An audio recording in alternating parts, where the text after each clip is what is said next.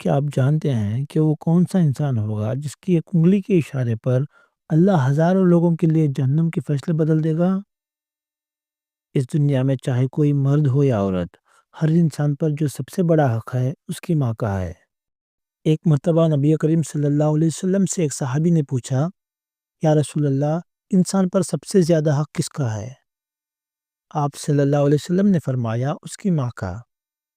انہوں نے دوبارہ پوچھا، دوسرا حق؟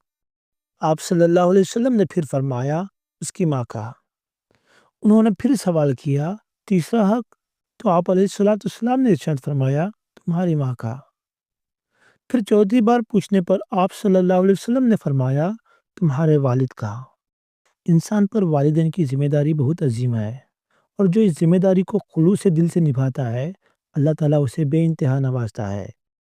نبی کریم صلی اللہ علیہ وسلم نے فرمایا کہ آخرت کے دن حضرت اویس قرنی رضی اللہ عنہ، جنہوں نے اپنی والدہ کی بے حد خدمت کی تھی، انہیں جنت کے دروازے پر روکا جائے گا۔ اللہ تعالیٰ ان سے فرمائے گا، اویس تم مڑو۔ جب حضرت اویس رضی اللہ عنہ مڑیں گے تو اللہ فرمائے گا، اویس اپنی انگلی سے اشارہ کرو۔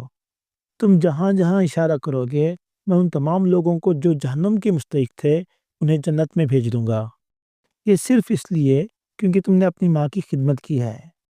اتنا ضروری ہے ایک ماں کی خدمت کرنا اور اس کی خواہشات کو اپنی خواہشات پر ترجیح دینا، کیونکہ وہ بھی تو ہمیشہ یہی کرتی ہے۔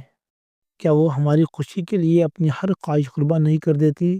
سچ تو یہ ہے کہ اللہ کی ذات کے بعد اس دنیا میں اگر کوئی رشتہ سب سے زیادہ اور سچا پیار کرنے والا ہے تو وہ صرف ماں کا رشتہ ہے۔